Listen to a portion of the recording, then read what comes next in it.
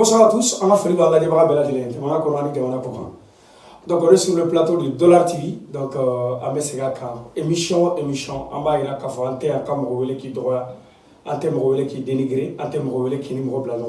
C'est juste à mieux que l'hiver blanc fait au camp. Mon en général, il y a des gens qui sont sur Ikaso, tout pour y canouba ou euro, elle m'a dit mon euro. Joro tugu, ngani yere plateau ni savent, il y a donc à vous, il y a kodo kuna, au kum kono.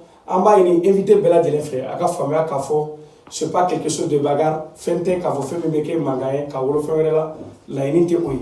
La Ini est drôle, il nana, il est du Horodola, il est Ininga, il y a des gens qui sont Igasso.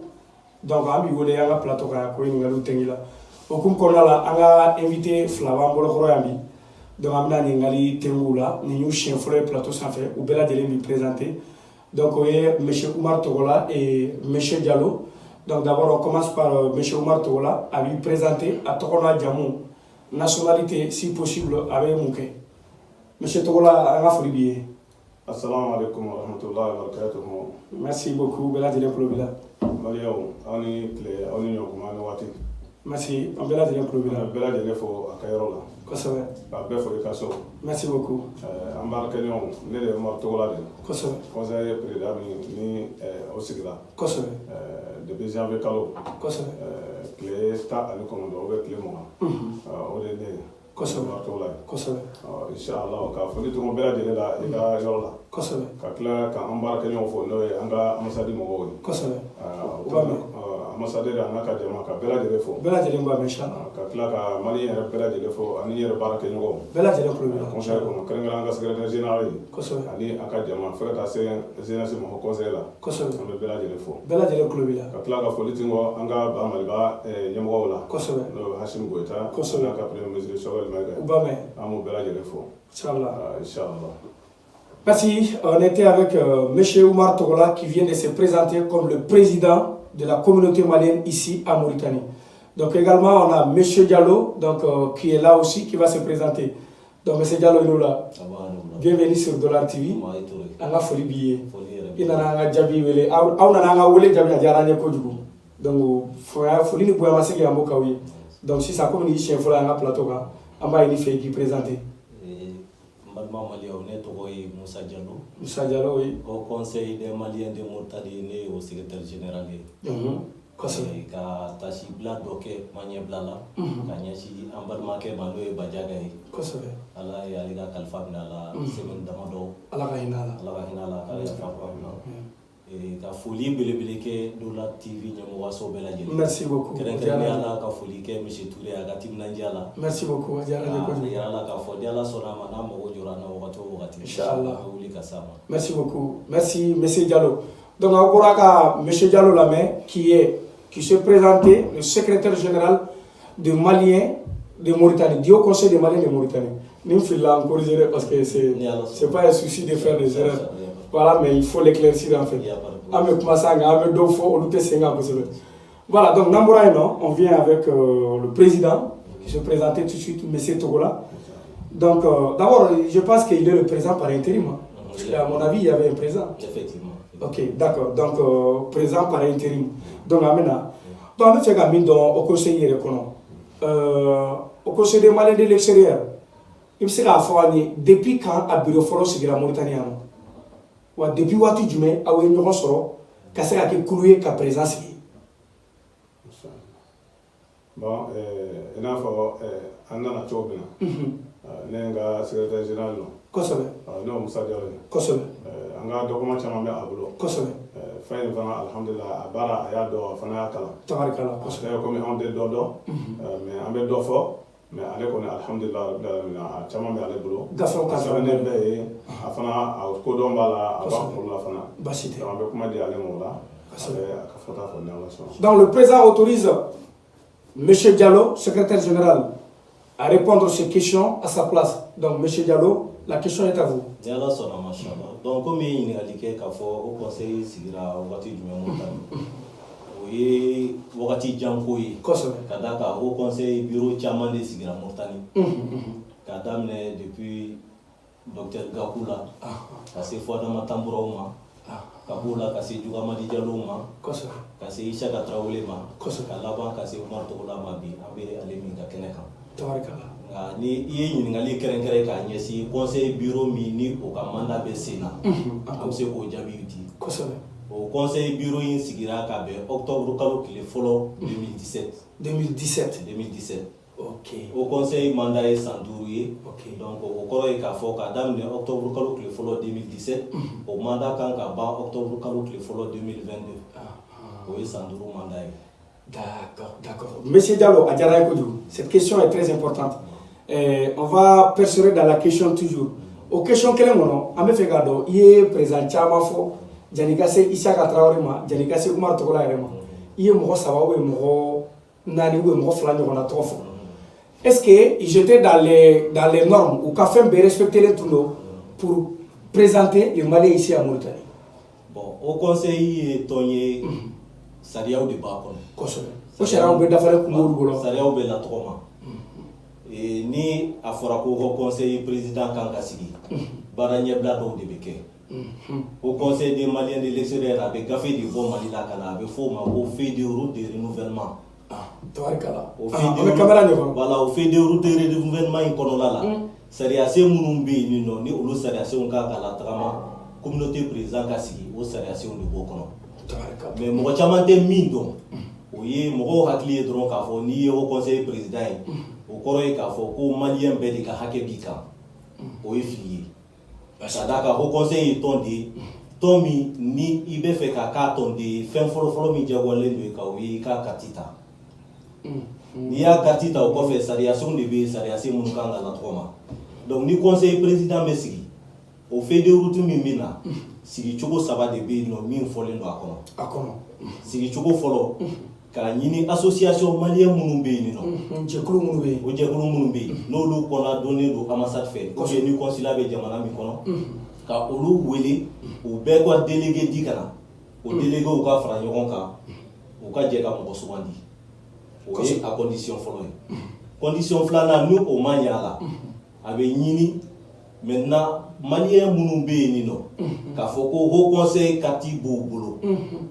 k'a yira k'a fɔ fɛnɛ Mali pièce dɔw b'u bolo a kɛra carte d'identité a kɛra passeport ye o wele bɛ bila olu ma olu ka voter k'a tigi sigi o ye sariya filanan ye sariya sabanan o ye adamadenya ni a taasiraw ye a dɔw la jamaw yɛrɛ bɛ se ka fara ɲɔgɔn kan k'a fɔ anw ka sigi cogo la yan an ka danaya dara karisa kan an k'o ta ka bila ɲɛ ka bureau labɛn o tigi ye k'o papiyew bɛɛ labɛn ka wele bila au conseil des Maliens de l'extérieur ma k'a ɲɛfɔ o ɲɛna k'a fɔ an kɔni bɛnna ko la ni an ka ɲɛmɔgɔ ye ni an ka bureau ye ni y'a sigi sogo camanw ye.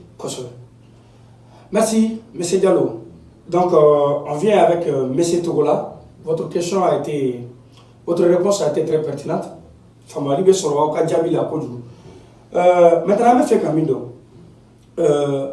président Isaka Traoré a sigira de wa élection de kɛra k'a sigi wa ou bien a nommera de. donc min ye président Isaka Traoré ka sigili ko ye a bɛ diyagoya an kan an ka sigi kɔfɛ dɔɔni ka ɲɛfɔli kɛ mɔgɔw ye hakililajigila mɔgɔw ka faamu kosɛbɛ ka bɛn 2012 ma Mauritanie yan carte de séjour ko daminɛra wagati min na a gɛlɛya bonyara kosɛbɛ. An bɛ don 2016 kɔnɔ wagati min na o y'a sɔrɔ muso tɛ se ka taa sugu la cɛ tɛ se ka baara kɛ ko gɛlɛyara carte de séjour ko y'a sababu ye donc ko nana gɛlɛya fo maliyɛn dɔw jɛra ka fara ɲɔgɔn kan ka hakili jagabɔ k'a fɔ an ka lajɛ an ka wuli ka jɔ ɲɛɲini kɛ pour que lafiya ka se aw maliyɛnw ma minnu sigilen don Mauritanie yan marsi kalo 2016 mission fɔlɔ dɔ bɔra yan ka taa Bamako o mission in kɛra mɔgɔ 3 ye. O mission mɔgɔ fɔlɔ ye ne ye Musa Jalo a mɔgɔ filanan Kamala Magasa ale bɛ Darna ye a mɔgɔ sabanan Amadu Sidibe o bɛ 5e na garage malien kɛrɛfɛ anw cira ka taga diinɛ ɲɛmɔgɔw fɛ yen a wagati Mohamed Diko de ye haut conseil islamique président an sera Aïdara ma an sera Makiba ma diinɛ ɲɛmɔgɔba fɛn o fɛn bɛ Mali kɔnɔ an sera bɛɛ lajɛlen ma k'an ka degun ɲɛf'u ɲɛna u bɔ kuma ɲɛmɔgɔw fɛ an ka se ka lafiya Ala y'a kɛ an seginna ka na o la lafiya ma kɛ.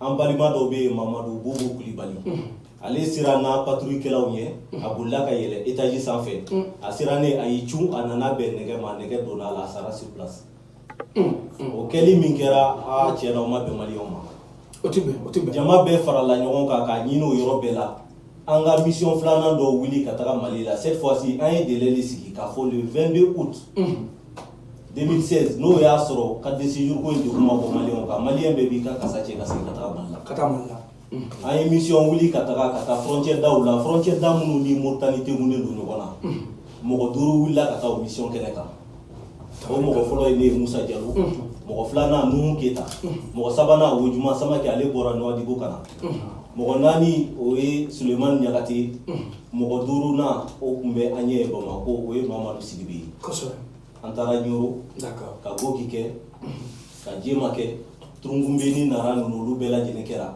a kuma dugutigilakaw fɛ ani jeunesse mɔgɔw fɛ u ka labɛn kɛ anw bɛ sira la ka na ne bɔra mission na ka continuer ka taa Bamako an ye émission radio ni émission télévisée caman kɛ ka ɲɛfɔliw kɛ o bɛnna mois de juillet ma an seginna wagati min na ka na o wagati de la Haut Conseil min tun bɛ yen o wagati la o président ye Diogamadi Diallo ye ale de ye wele bila an ma k'a fɔ an ɲɛna an ka le 22 août tagali in bɔ a ma Haut Conseil bɛna mission dɔ labɛn an ka jɛkulu ka mɔgɔ fara o kan an bɛna taa Bamako an bɛna kuma ni ministres ye a dɔw la n'an taara o la ni ɲɛma sɔrɔ a la n'an seginna ka na olu yɛrɛ bɛna fara an kan an b'a kɛlɛ kɛ ɲɔgɔn fɛ o jɛkulu min n'o sigira sen kan mɔgɔ 2 sugandir'o la ne Musa Jalo ale ni Alu Jabate ani ministre 5 de sigira ka kuma ala y'a kɛ an bɔr'o kɛnɛ kan wagati min na ka na nɔgɔya donna kow la nɔgɔya donni min kɛra kow la jamakulu minnu farala ɲɔgɔn kan olu de y'a ye k'a fɔ an ye nin baara ɲuman min kɛ an kana kɔ don ɲɔgɔn na ten ka taga hakili jagabɔ sen fɛ a yirala k'a fɔ jɛkulu in an k'a kɛ association ye ka statut règlement intérieur dilan la ka t'o bila ambassade de Mali la reconnaissance bɔra la ka bɛn novembre kalo tile 16 2016 a kɛra association ye a tɔgɔ dara ko faso kɔnɔ a président fɔlɔ kɛra Umar Togola ye association sigira wagati min na o bɛnna ni conseil ka bureau ka mandat banni ye conseil président a balolen don an bɛ yɔrɔ min na sisan Diogamadi Diallo ale de ye wele bila faso kɔnɔ président ma Umar Togola fɛ yen k'a yira k'a fɔ ale ye fɛn dɔ kɔlɔsi ɲuman dogobaga ye zon ye ale ka mandat kɔnɔ ale ma deli ka taga yɔrɔ si n'a ma fɔ ale ɲɛna k'a fɔ yan'a ka se Umar Togola tun bɛ yen ale bɔlen kɔfɛ a bɛ fɔ ale ɲɛna k'a fɔ ko Umar Togola bɔlen kɔfɛ ale ka faamuyali la mɔgɔ min bɛ se k'o wali qualité kɛ ni mɔgɔ ni conseil ɲɛmɔgɔya ka kan a k'a ka di o tigilamɔgɔ ma n'o ye Umar Togola ye donc a b'a ɲini faso kɔni fɛ an k'a ɲini don conseil ɲini ni baaraw la o fɔli min kɛra Umar Togola ye ni a ye a ka jama fara ɲɔgɔn kan ka d'a kan tɔn ye jama de ye président tɛ dɔrɔn k'a fɔ ni min fɔra i ye b'o kɛ a ye jama fara ɲɔgɔn kan ka ɲɛfɔli kɛ jama fanba bɛn'a kan k'a fɔ an ka conseil ɲini nka jama ma bɛn min kan o ye ale ka kɛ conseil ɲɛmɔgɔ ye ɲini na ka d'a kan faso kɔni ka laɲini tun tɛ o wagati conseil ɲɛmɔgɔ ɲini donc an y'a laɲini k'a fɔ an bɛ maliyɛn wɛrɛ ɲini k'a bila an ɲɛ o ka kɛ candidat ye faso kɔni b'o soutenir o sira la an sera mɔgɔ 3 ma o mɔgɔ 3 bɛɛ balilenw don Mauritanie a fɔlɔ ye Bougadari Tienta ye ale de ye conseil supérieur de la diaspora malienne président ye sisan an bɛ yɔrɔ min na ale ko k'a tɛ se Bougadari Tienta d'accord a mɔgɔ filanan ye Aliyu Traoré ye an bɛ wuli ka se ale ma wagati min na ci cunna ale kan ale taara Mali la n'ale ma ɲɔgɔn sɔrɔ a mɔgɔ sabanan kɛra Isiyaka Traoré ye faso kɔni sera a ma k'a yira a la k'a fɔ a ka kɛ candidat ye a ko a tɛ se a ko a tɛ se ka kɛ candidat ye jama tagalen kɔfɛ ale yɛrɛ tilala ka wele bila anw ma k'a fɔ k'a bɛ se an ye mɔgɔw bila ka na ɲininka anw ser'e ma i ko k'i tɛ se i tilala k'a fɔ i bɛ se dalu jumɛn don a ye ɲɛfɔliw k'an ɲɛna a ye ɲɔgɔn faamuya min kɛ faso kɔni y'a décidé ka Isiyaka ta k'a bila ɲɛ k'a k'a ka candidat ye a ka conseil président ɲini conseil président ɲini ni sira fɛ ale kɛra candidat ye wagati min na bureau min tun bɛ yen n'o ka mandat banna o mɔgɔ dɔ fɛnɛ y'i kanbɔ ɲɛmɔgɔya nɔfɛ o ye Farama Dunbuya ye conseil ɲinibaga kɛra mɔgɔ 2 ye donc sariya y'a yira k'a fɔ ni conseil ɲinibaga kɛra mɔgɔ 2 ye fo ka sariya la tɔgɔma k'u fara ka bɔ ɲɔgɔn na donc an tun ye laɲini min kɛ o ye élection de ka kɛ u ni ɲɔgɔn cɛ nka missionkɛlaw bɔra don min na Bamako ka na o bɛnna utu kalo tile 3 2017 ambassade du Mali la u ye wele bila an ma o kɛnɛ ka Farama Dunbuya y'a yira k'a fɔ k'ale y'i ɲinbɔ ɲɛmɔgɔya ɲini na faso kanu y'a ka danaya da mɔgɔ min kan n'o Isaka Traoré ale yɛrɛ Farama Dunbuya y'a ka danaya da faso kanu ka danaya kan an k'a da Isaka Traoré kan ka ɲɛmɔgɔya place to ale bolo ka kɛ ɲɛmɔgɔ ye donc vote ma kɛ Farama y'i ɲin bɔ. D'accord monsieur Diallo je t'ai interrompu nka émission lajɛli ka nɔgɔya e ni ne n'a lajɛbagaw bɛɛ lajɛlen ma faut être un peu bref monsieur Isaka en réponse mɔgɔw bɛ ka min kɔnɔ il a été élu ou nommé c'est tout. Isaka Traoré m'a élu. Isaka Traoré nommera par consensus. D'accord. Il a été nommé par consensus. Un peu d'explication s'il vous plaît. Mɔgɔ min bɛ ɲɛmɔgɔya ɲinini na n'o ye Farama Dunbuya ye. Parce que n'i ko ko mɔgɔ élu la tubabukan de don. Kosɛbɛ. Élu kɔrɔ ye di k'o kɔrɔ vote de kɛra. Vote ma kɛ o. Ale ni mɔgɔ min bɛ ɲɛmɔgɔya ɲini na o de y'i ɲin bɔ. K'a fɔ n y'a to karisa bolo nin ka danaya kama. D'accord. O tɛ élection ye bilen o. O ye consensus de ye. Donc ale y'a to Isaka bolo ani mɔgɔ minnu kun faralen don ɲɔgɔn kan ka tila k'olu ka liste kɛ k'a d'a ma k'a ɲini an fɛ an n'olu ka jɛ k'an bolo di ɲɔgɔn ma ka baara kɛ ɲɔgɔn fɛ. Tabarakallah. Isaka sigicogo ye nin. A sigicogo de filɛ. D'accord. Donc on reste toujours sur la même question. A ka don dɔɔni mais je vous prie d'être un peu bref.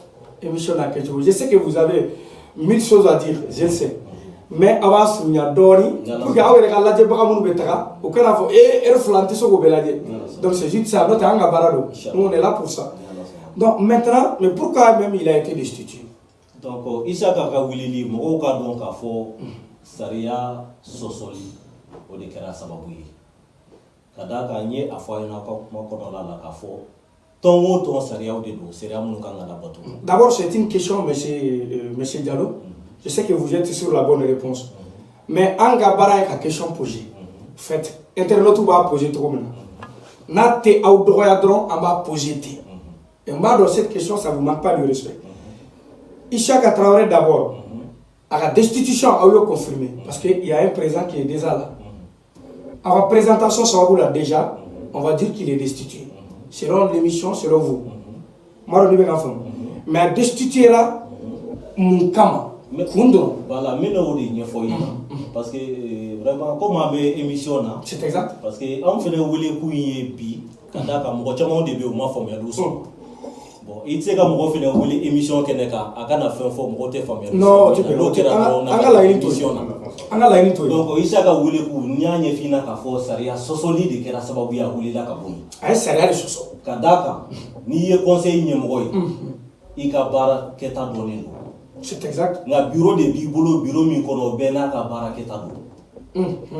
Aye sariya soso ko folo min ke. O ye wati mina ni conseil bureau sigira. O bureau sigili sen fait au conseil des Maliens de l'extérieur président yɛrɛ wulila Habib Sila. Ka bɔ Gabon a da ka premier vice président ka na fɛ ya Mauritanie. An balimakɛ Farama Dunbuya an ka foli b'a ye. Ale min y'i ɲin bɔ conseil président ɲinini na. A tilala ka 600 mètres carrés terrain ta k'a d'a ma k'u va dépôt Camara kɛrɛfɛ.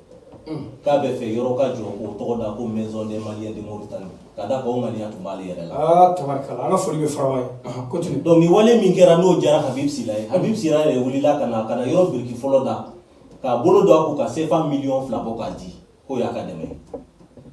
Tɔn ɲɛmɔgɔ bonya de don tɔn wari ka ta ka d'i ma mais tɔn wari marala ye caissier de ye walima trésorier. C'est exact. Ni wari dira ɲɛmɔgɔ ma ɲɛmɔgɔ kan k'a di wari marala de ma.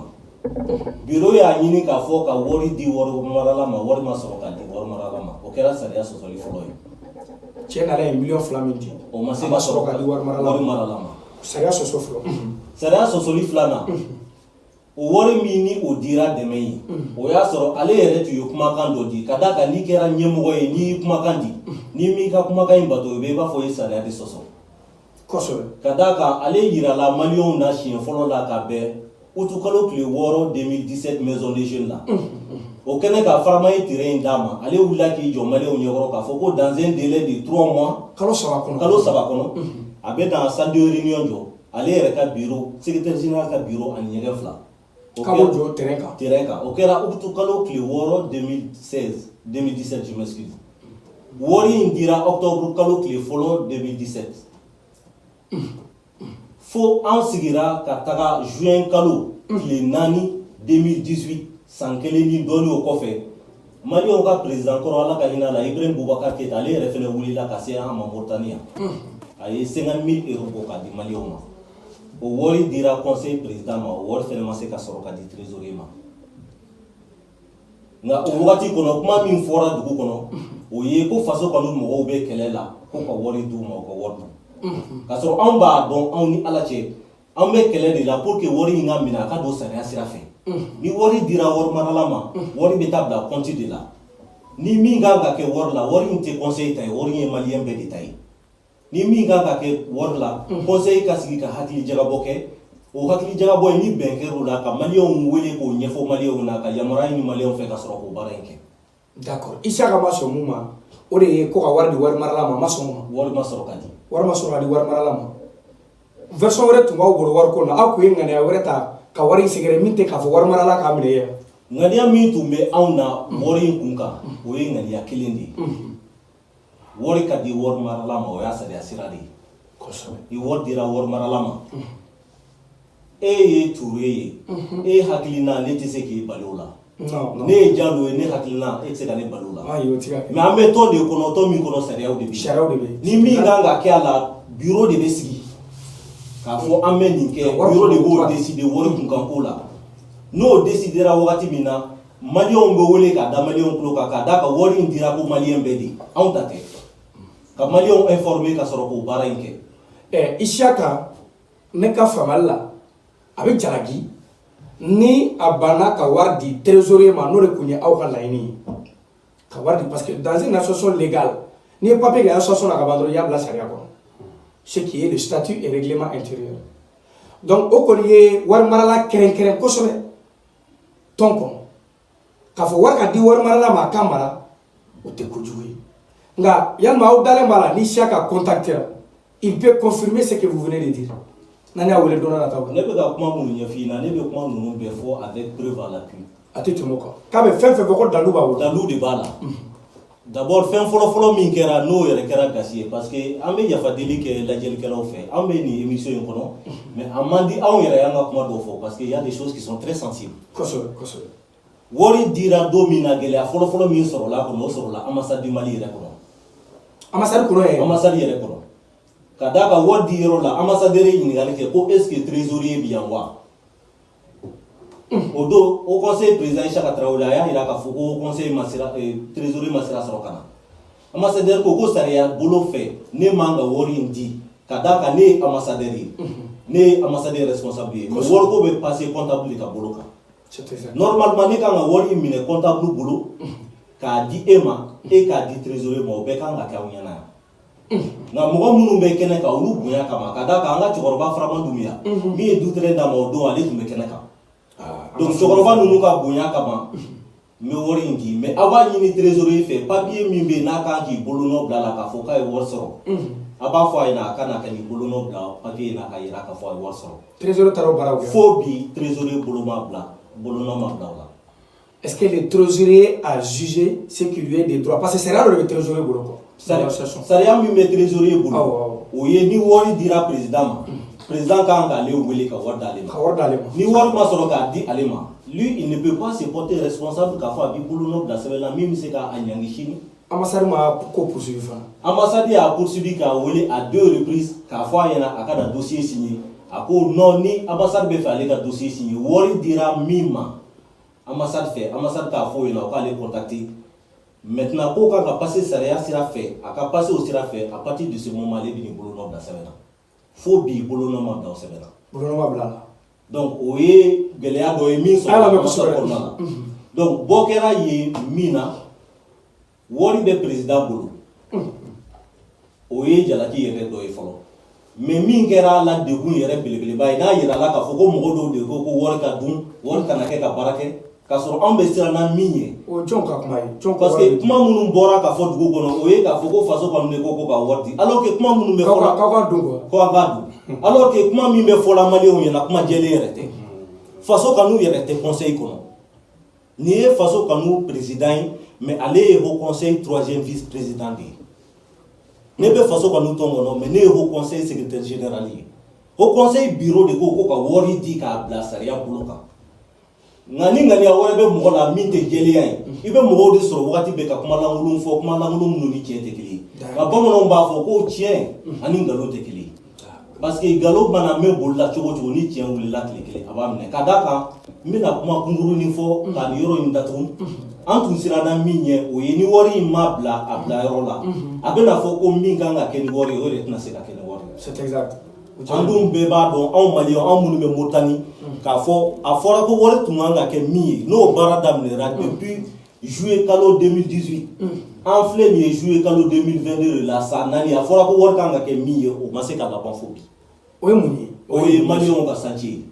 Maliyɛnw ka so min ni faramaya di ni bɔra ka faramaya a di an ma a fɔra ko wari tɛ di ko k'a d'a kan o conseil ɲɛmɔgɔ y'a ŋaniya k'ale bɛna yɔrɔ in jɔ n'o de ye nka adamaden n'i ye layidu ta k'a fɔ i bɛ ko kɛ e ma se k'a kɛ jiginna t'o la parce que o ye Ala ka ko ye miliyɔn 2 dir'i ma k'i ka fɛn kɛ ni min ye san 1 ni dɔɔnin o b'i bolo i ma se ka fɛn kɛ 50 000 euros dilen de e bɛ dumuni ni balo ta ka don dugu kɔnɔna la k'o y'o so jɔ wagati ye ka mɔgɔ dɔw ɲini k'olu k'i kɛlɛkɛbaga ye k'a fɔ k'olu de ko ko ka wari di ka wari tila. Ko ka wari tila aw ni ɲɔgɔn cɛ. an yɛrɛ dama ni ɲɔgɔn cɛ. mɔgɔ jɔnni bɛ anw na yan k'a fɔ k'o b'a ɲini k'a fɔ ko ka wari in tila an yɛrɛ dama ni ɲɔgɔn cɛ k'a d'a kan mɔgɔ bɛ nin kɛnɛ kan a kɛra cogo la a kɛra ne ye Ala ye diɲɛ don o don da an bɛ bɔ an ka denbayaw la très tôt an bɛ don an ka denbaya kɔnɔ très tardivement an bɛ maliyɛnw kungo de la gouvernement t'an sara politicien t'an sara dɔrɔmɛ kelen tɛ d'a ma la an b'a kɛ an ni Ala de ɲɔgɔn cɛ an b'a wariw bɔ an kun an farisogo bɛ doni ka baaraw kɛ an b'an ka temps bɛɛ d'a kama mɔgɔ min b'o baara qualité kɛ o b'a fɔ k'a fɔ k'a bɛ mɔgɔw ka wari minɛ ka d'u ma. Non. Vraiment i ka éclaircissement faamuna i ko Isaka Traoré destituera parce que a ye sariyaw sɔsɔ mɔgɔ n'i ye sariyaw sɔsɔ association légale la sariya b'a ka baara kɛ n'a y'a destituer o de kama mais texte ye mun de prévoir pour la destitution. Au conseil kɔnɔna la n'i bɛ destituer président ka destitution bɛ dépend a sigira cogo min na a bɛ dépend o de la. Ok. N'a sɔrɔ élection de kɛra ka président sigi o sariya sɛbɛnw bɛ se ka bila sen kan ka élection kɛ ka wuli ka bɔ yen.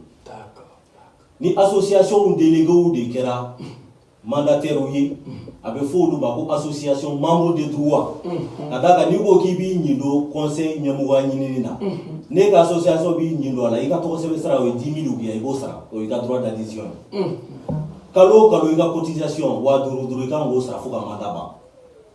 Donc association minnu sɔrɔla k'o 5000 in sara a bɛ fɔ olu ma ko association membre de droit olu de yamaruyalen don ka candidat yira o association 52 min tun bɛ faso ka n'u tɔgɔ la n'o olu ye Isaka ta k'a kɛ candidat ye au conseil président ɲinini sira fɛ a bɛ fɔ olu de ma ko association membre de droit ka d'a kan élection ma kɛ donc ni élection ma kɛ o conseil sariya olu de yamaruya ni décision bɛ kɛ u ka mécanisme bila en place pour que ka destituer o fɛnɛ bɛ kɛ cogo di o association bɛ ladɔnniya min kɛra ka ɲɛfɔ u ɲɛna o association ka sigi délégués ka sigi ka t'u ka association kɔnɔ ka ɲɛfɔli k'u ɲɛna ni o association sɔnna k'a fɔ ko ka décision kɛ huissier de justice de bɛ wele ka décision dɔw ɲɛfɔ a na ka kɛyɔrɔ ɲɛfɔ a na ka wele bila o association membre dɔrɔn min ma huissier de justice ɲɛna association membre de droit bɛɛ bɛ ka n'i ka récépissé ye i ye délégué min bila ka na délégué bɛ wele association tɔgɔ la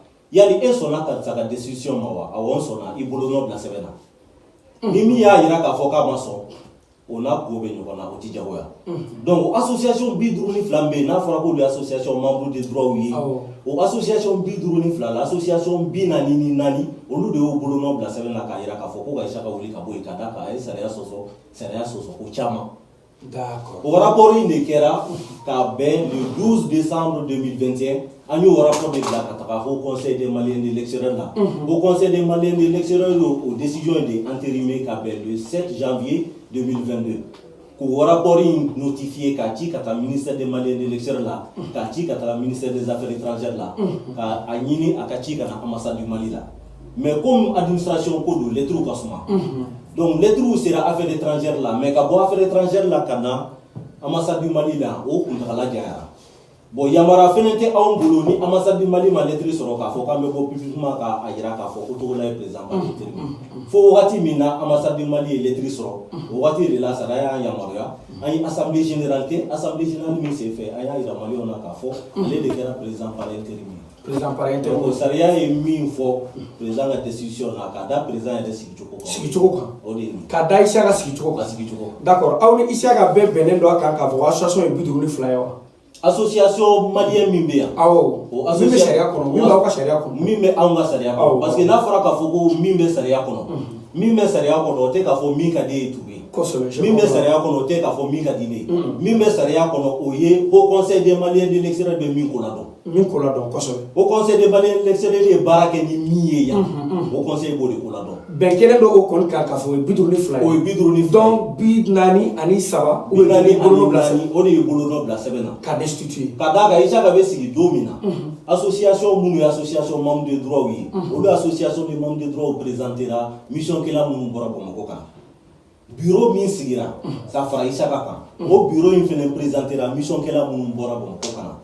Donc olu ye kase sigi nin fila bɛɛ lajɛlen de kan parce que baara min don a bɛ kɛ sariyaw de kɔnɔna la. Kosɛbɛ kosɛbɛ. A tɛ kɛ k'a fɔ ko nin bɛ min dun ou bien nin ka di ye. Kosɛbɛ. Donc a tagamana o sira in de fɛ. Donc mɔgɔw k'a dɔn k'a fɔ association membre de droit 44 olu de jɛra ka fara ɲɔgɔn kan ka décision kɛ. O association 44 o bɛ malien min représenter Motani o ka ca dɛ. O ka ca. Voilà donc maintenant mɔgɔw ka bɔ populisme de kɔnɔ k'a fɔ k'i bɛ t'i jɔ nbɛda la k'a fɔ jama a ye na mɔgɔ 100 200 farala ɲɔgɔn kan o tɛ jama ye dɛ. D'accord. O tɛ jama ye quoi jama min bɛ yen nɔ k'a fɔ k'o bɛ base la k'o bɛ baara la su ni tile ni o jama in n'a ɲinin'o fɛ k'a fɔ k'o bɛ bɔ don o don n'o bɔra mɔgɔw b'a dɔn k'a fɔ ko jama wɛrɛ bɛ yen min tɛ populisme jama ye. D'accord monsieur Diallo n'i lamɛn kosɛbɛ je pense que ji nege b'an bɛɛ la an bɛ question dɔ poser monsieur Togola kun et an bɛ taa ji min mais en tout cas comme vous êtes là avec monsieur Togola merci de vos réponses monsieur Togola an bɛ fɛ ka min dɔn e ye président par intérim ye sisan nin wagati in na yalima aw ni malien tilancɛ aw ni malien bɛɛ walima a tilancɛ bɛ ɲɔgɔn fɛ aw ka nin présence in kɔnɔ wa nin présence in na aw n'u bɛ ɲɔgɔn fɛ wa n b'a dɔn n'i ye ɲininkali faamu est ce que malien bɛɛ sɔnnen don e ka nin intérim ma walima hali tilancɛ sɔnnen don a ma wa. monsieur Diallo toujours an bɛ ɲininkali an b'o cogo la k'a jaabi di ni Ala sɔnna. Basi t'a la Moussa Diallo est là pour accompagner monsieur Togola que ça soit pas un souci à chaque fois qu'on lui pose des questions que Togola va jaabi et monsieur Diallo va jaabi. Donc c'est lui qui détient plus des informations en fait à côté problème. Donc vous pouvez répondre. Voilà, donc vous saviez, M. Touré, un flat de bille en tant qu'amour. Vous saviez, quand les gens ont des problèmes, c'est facile de faire sortir les gens. C'est exact.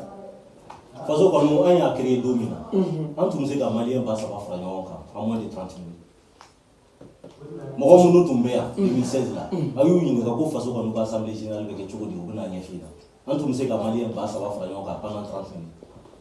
Wagati aka kalan bɛɛ nɔfɛ i y'a faamu fileni gɛlɛma mana ci ɲɔgɔn na n'i ye mɔgɔw wele bɛɛ bɛ fara ɲɔgɔn kan mais mɔgɔw k'a dɔn k'a fɔ ko maliyɛnw kungo ɲɛnabɔli o tɛ populisme de ye maliyɛn minnu kungo bɛ maliyɛn minnu kungo bɛ ɲɛnabɔ o tɛ dɔrɔn k'a fɔ k'i bɛ jɔ n bɛɛ da la k'a kɛ kumaba fɔw ye ani k'a yira mɔgɔw la k'a fɔ ko n bɛ yan nɔ mɔgɔw ka problème ɲɛnabɔli kama maliyɛnw kungo tɛ ɲɛnabɔ ten tɔ.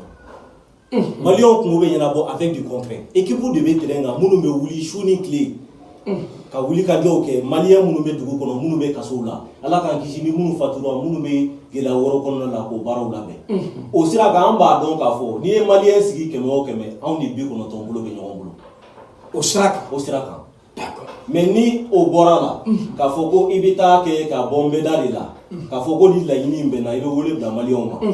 O caman kɛra ɲɛna yan monsieur Touré o maliyɛn dɔ tun bɛ yan nɔ u b'a fɔ a ma ko Fofana a ka vocal la a b'a fɔ ko da ye n ka vidéo sɔrɔ a y'a partagé fan bɛɛ fɛ o ye marché dɔ organisé ambassade la il a eu plus de 1000 et quelques personnes minnu bɔra ka taa mais a y'o kɛ gɛlɛya kɛrɛnkɛrɛnnen dɔ de kama anw ye a ɲini maliyɛnw fɛ an ka bɔ ka taga transition soutenue devant l'ambassade du Mali nous avons plus de 2000 et quelques personnes an y'o kɛ kun dɔ de kama mais maliyɛnw ka kungo ɲɛnabɔli maliyɛnw b'a dɔn k'a fɔ mɔgɔ min bɛ se k'o kɛ wa maliyɛnw b'o tigi nɔfɛ.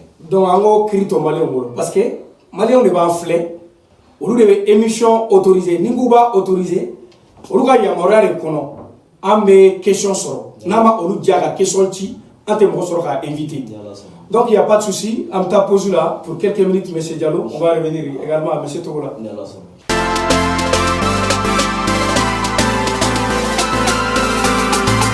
Voilà, donc toujours Ani, M. Omar Togola sur l'excellence avec M. Diallo. On le numéro toujours sur l'émission Dollar TV. Dans la récréation, on va aller dans le témoin à présent à Sissa, à ko au Djabi. Donc, M. Soroga Temeni, M. Diallo. M. Togola, Kabi Wati Djumé, il est malé au Kabarala. Depuis Wati Djumé, il est Barala, colonie malienne. An bɛ mali yɛrɛ fo fɔlɔ bɛɛ lajɛlen kulo b'i la olu yɛrɛ b'o témoigner kosɛbɛ ka seereya k'a fɔ Togola ye maa min ye kosɛbɛ an tɛ yɛrɛ yɛrɛ kɛ an ka baaraw kɔnɔ mais ala bɛ min dɔn o wasa la kosɛbɛ bamananw ko ye ko bɛɛ fɔ ko de bɔ donc depuis waati min na ni fɛnkɛ ko daminɛna n'o ye séjour ko ye 2012 boliboli daminɛna polisiw fɛ ka mɔgɔw minɛ kosɛbɛ o y'a sɔrɔ faso kanu tɔgɔ ma da fɔlɔ kosɛbɛ anw bɛ sugu kɔnɔ u bɛ don sugu la u bɛ mɔgɔ caman minɛ donc polisiw yɛrɛ k'a dɔn k'a fɔ ne ye maa min ye o kɛra Bagdadi yan i y'a faamu parce que n bɛ boli ka na mɔgɔ caman minɛ u bolo n bɛ taama o kɔ ni n ka moto ye ka na fɔ Bagdadi yan ka mɔgɔ caman minɛ u bolo o y'a sɔrɔ faso kanu tɔgɔ yɛrɛ ma da fɔlɔ donc i bɛ baara kɛ sugu la de quoi n bɛ baara kɛ sugu i bɛ mun baara kɛ n bɛ maliyɛnw ka minɛnw feere i bɛ maliyɛnw ka minɛnw feere n b'a faamu kosɛbɛ président dabilennin ni fɛnkɛ ninnu farafin fura fana an b'an bolo dɛmɛ n'o ye n bɛ nin baaraw kɛ tabarikala kosɛbɛ kosɛbɛ fana ye arabisa ye ne ka baara daminɛ o de la ne ma na Moritani yan baara kama ne nana kalan de kama Arabi Saoudite la université min bɛ yan ne tun bɛ yen nɔ maaw y'a ka taa n'a ye ne a ka datugu 2003 inshallah ne tun b'o de la tabarikala ne an b'o kalan de la i ye Moritani lasɔrɔ ten n ye Moritani lasɔrɔ n bɔra Tuba ka na yan nɔ Tubakura n ye kalan kɛ Tubakura ka sɔrɔ ka bɔ yen ka na yan nɔ donc toujours an b'o siraw kan comme an début an b'an débrouiller an b'o bolo de donc an b'o baaraw kɔnɔna la seerew ko in na daminɛ ten donc an b'o bolo la maliyɛn caman b'a kalama k'a fɔ n ye min kɛ o la fo kana se k'a fɔ tɔn dɔ bɛ yen nɔ ni min sigila seerew ko yɛrɛ kama n'o ye faso kanu ye donc an tor'o kɔnɔna la an ye boliboli caman kɛ seerew ko in na fo kana se gɛlɛya yɛrɛ sera ma olu Kulubali ka ko i n'a fɔ secrétaire général y'a fɔ cogo min na donc fo ka se mɔgɔ bila ka taa la an bɛɛ kun sen b'o la donc maliyɛnw kɔni b'a dɔn an ye min kɛ maliyɛnw ka kungo la donc depuis 2012 ka kɔn wɛrɛ ɲɛ séjour ko boliboli a daminɛna mɔgɔw minɛla sugu la an y'an ka boliboli daminɛ ne ma sigi fiyewu depuis 2012 i y'a faamu ne ma sigi voilà donc ɲininkali jaabi la monsieur Togola bɛ maliyɛnw ka service la depuis 2012 an bɛ se k'o fɔ an bɛ se k'o fɔ jaabi la ok merci monsieur Togola toujours an bɛ na i da magara kuma dɔ la i b'i profiter k'o yɔrɔnin répond parce que déjà il y a répond nka n'a question bɛ yen an b'a enchaîner nka ne kɔni bolo a jaabira ka ban n'o ye faso kanu créer la cogo di i yɛrɛ bɔra k'a fɔ i ka kuma la sisan k'a créer la ko dɔ kama donc n bɛ fɛ i ka walawala dɔɔni quoi. faso kanu a créer la séjour ko yɛrɛ gɛlɛya de kama. gɛlɛya dɔw tun bɛ maliyɛnw kan yan maliyɛnw tun bɛ na carte de séjour ko la ko faso kanu tɔn créer o kɛlɛli kama yasa séjour ko ka wuli ka bɔ an kan. hakili la minnu ye ɲininkali kɛ a ka ɲininkali jaabi filɛ faso kanu créer la ten. ale ka maliyɛnw ka gɛlɛya fana wuli ka bɔ o kan o fana ye séjour ko ɲɛ. kosɛbɛ o don a faamuna ka ban o kun ye ko gɛlɛnba ye sisan an tun bɛ kulo ko sira ka dayɛlɛ sira kan nka o wagati parce que ne yɛrɛ ye dɔɔni kɛ a wagati la o wagati y'a sɔrɔ ale fana de tun ye souci majeur ye quoi. merci monsieur Togola donc n bɛna monsieur Diallo fan fɛ on va voir a bɛ ka min fɛngɛ an kama monsieur Diallo n'a ye nin mandat in banna ce mandat en cours avez-vous un candidat pour le prochain au Conseil de Mali et de Mauritanie ou vous préférez toujours soutenir monsieur Togola? C'est-à-dire, il y a un autre candidat après ce mandat en cours ou ça sera toujours M. Togola? Donc, mais il y a comment Djabi, on a assez à faire. Ça fait comme mandat, mais ni Togola est à Namoyata. Oui, intérim. Mandat, mais ni Togola est à Kuna. Le mandat est à Gaba, ni à la Sonama, octobre Kalo, le follow 2022. Mandat Kangaba. Quand Togola est mandat, nous avons octobre Kalo, le follow 2022.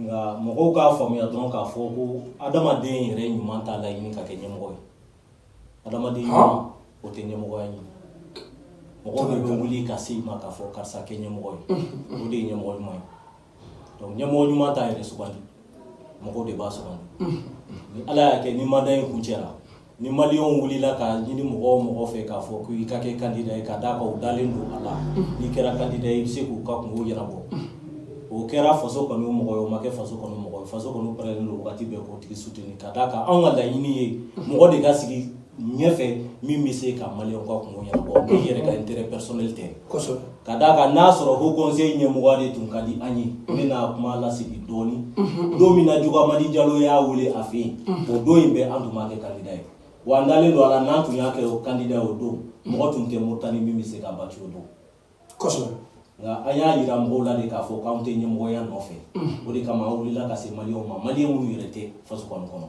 a don Isaka tɛ faso kɔni kɔnɔ a tɛ faso kɔni kunkanko yɛrɛ dɔn. Mais il faut qu'un a débat animé doni.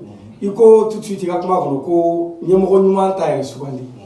Alors Isaka Traoré son excellence i bɔra k'a fɔ sisan i ka kuma dɔ tɛmɛnen na ko aw wulila ka s'a ma k'a ka kɛ ɲɛmɔgɔ ye. Mais vous voulez dire que Isaka tɛ ɲɛmɔgɔ ɲuman ou à la fin du compte a ma aw ka affaire kɛ. N m'a fɔ ko ɲɛmɔgɔ ɲuman tɛ nka bamananw b'a fɔ ko adamaden bɛ ɲa ka tiɲɛ. Awɔ o tiɲɛ. Adamaden yɛrɛ bɛ tiɲɛ ka ɲa. Kosɛbɛ. Wa silamɛya ni hɔrɔnya y'a jagoya an kan an ka danayaw da ɲɔgɔn kan ni danaya tiɲɛ ko ma tɛmɛ a yɛrɛ dama ni ɲɔgɔn cɛ. An ma wuli k'a fɔ ko Isaka kɛ candidat ye dɛ ne ko n'an wulila ka se mɔgɔ sigiyɔrɔma 3 de ma. Mais a b'olu la o. I y'a faamuya. Bon maintenant ale de sɔnna n'ale sɔnna silamɛya ni hɔrɔnya b'a jagoya an kan an fɛnɛ ka sɔn a la parce que an ma ɲugun yɔrɔ ye a la nka n'a taara ka voilà ni a taara ka bila baara la baara min ye sariya baara de ye n'a y'o sariya in sɔsɔ tɔn fɛnɛ b'a ka baara kɛ parce que tɔn sigilen don sariya de kan. Kosɛbɛ tɔn kɔni sigilen don sariya. Bon maintenant ne b'a bɛ mɔgɔ dɔw da k'a fɔ ko mandat san 5 ni san 5 ma dafa k'a kana wuli ka bɔ yen bon vraiment ne kɔni bɛ yafa deli kɛ mɔgɔw fɛ nka an ka président Ibrahim Boubacar Keita o ka san 5 ma dafa o vote de kɛra k'o sigi. C'est exact. I y'a faamu. A ka fanga Afrique du Sud président dɔ Congo ye jamana wɛrɛ ye o ka mandat ma laban o wulila ka bɔ yen ka mɔgɔ dɔ kɛ k'a nɔ labila parce que a yirala k'a fɔ k'a bolo sera jamana nafolo ma ka baara kɛ n'a ye. Brésil kɔnɔna la Lula da Silva wulili min kɛra président min kɛra k'ale nɔ labila o wulila ka bɔ yen ka sɔrɔ ka mandat ma ban. Nin ye misali damadɔnin de bɛ minnu di donc mandat ko tɛ dalu ye laɲini ye baara de ye i bilala kun min kama i k'o kɛ. Ni m'o kɛ hali tile kelen i bɛ se ka wuli ka bɔ yen sariyaw bɛ sigi sen kan k'i wuli ka bɔ yen min bɛ se ka baara kɛ ka baara d'o ma donc mɔgɔw k'a faamuya dɔrɔn k'a fɔ mandat ko tɛ laɲini ye baara ko de ye c'est pourquoi n y'a fɔ n ka kuma kɔnɔ ko ni maliyɛnw ye danaya da mɔgɔ min kan k'a fɔ k'o bɛ se ka kɛ ɲɛmɔgɔ ye ni an ma ɲugun yɔrɔ sɔrɔ aw la hali n'o tɛ faso kɔnɔ mɔgɔ ye an bɛ fara o kan k'o tigi soutenir k'a kɛ ɲɛmɔgɔ ye. Donc aw kɔni bɛ maliyɛnw de kɔ. An bɛ maliyɛnw de kɔ ni maliyɛnw taara fan o fan. Maliyɛnw taara fan o fan aw bɛ yen. Hali ni maliyɛnw ko a ka Isaka ta wa ta. Ni maliyɛnw ko k'a fɔ ko ka Isaka ta.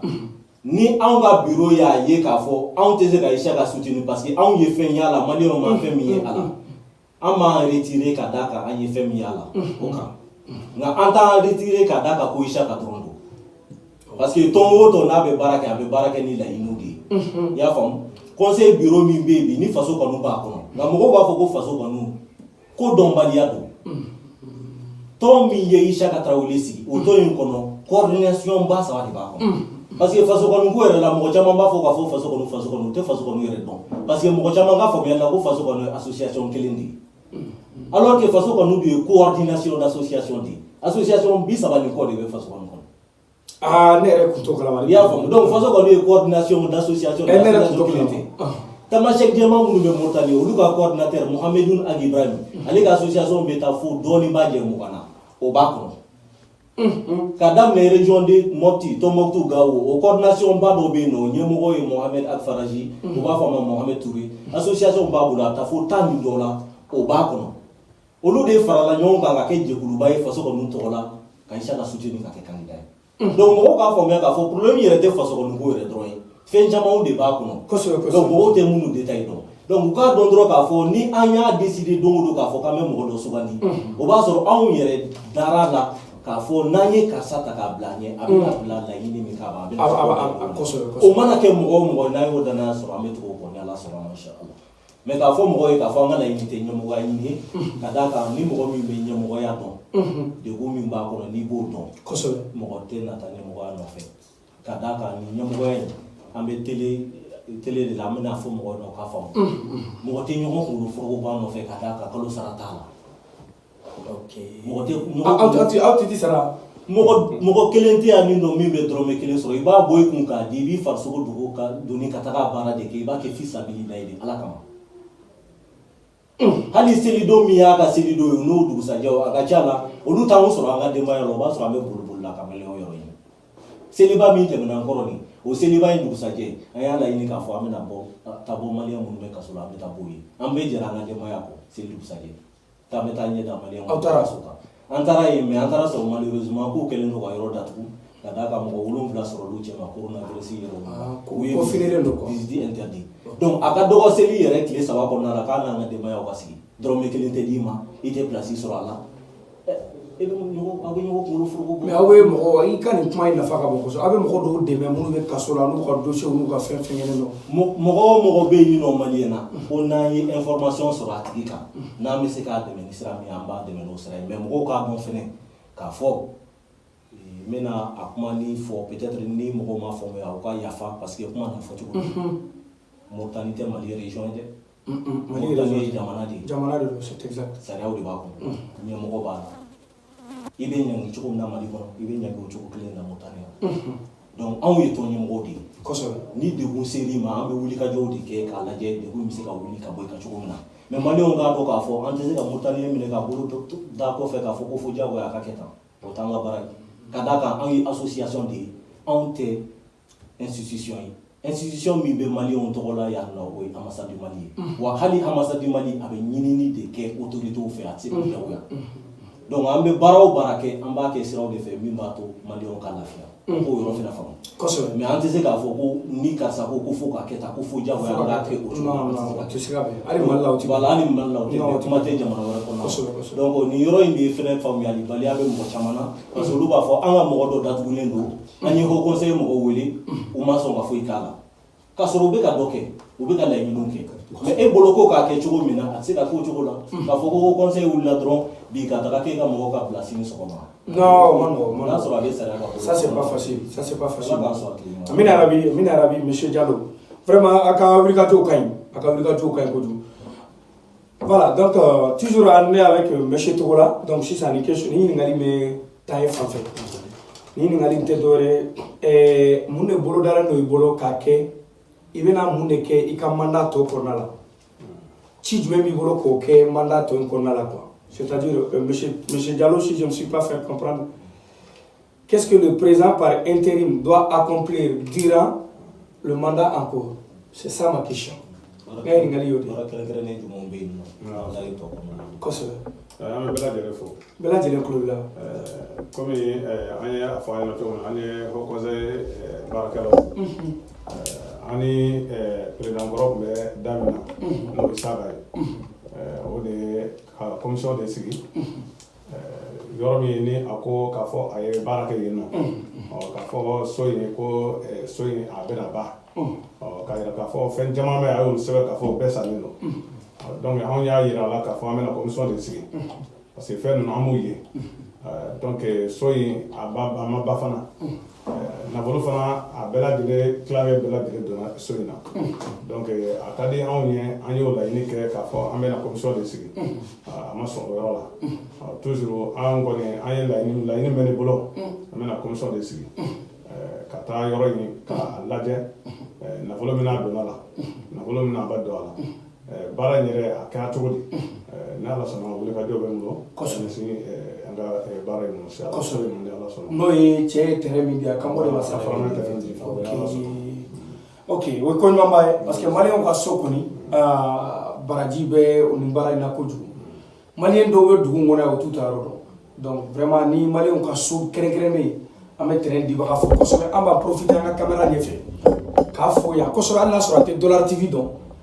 a t'a lajɛ nka vraiment an b'a fo ŋaniya ɲuman na ka terrain bɔ k'a di maliyɛnw ma o foli b'a ye parce que an b'a yɛrɛ ye émission kɔnɔ nka an b'a yɛrɛ ye maliyɛnya fɛnɛ kɔnɔ donc ni mɔgɔ ye ɲuman k'an ye an b'a tigi waleɲuman dɔn waleɲuman dɔn Mali ye fitiriwale de ye fitiriwale man di Ala ye donc an bɛ cɛ in tɔgɔ Furama Dunbuya an b'a fo kosɛbɛ voilà devant la caméra sur Dollar TV merci président i ka jaabi diyara an ye a faamuna aw fila bɛɛ bɛ jɛ question min na n'o ye question laban ye o tɛ dɔwɛrɛ ladilikan jumɛn b'aw bolo k'a fɔ maliyɛn minnu bɛ yan nɔ n'a b'u kunna fo ka taa se Mali gouvernement dakabana min bɛ ka nin baaraba ninnu kɛ bi n'o ye transition ye a bɛ se ka mun de fɔ ninnu ye maliyɛn minnu bɛ Mauritanie a bɛ se k'u conseiller mun na et qu'est-ce que vous avez à dire au gouvernement de la transition au Mali Donc, question de Madame M. Diallo là, et après M. Tougoula.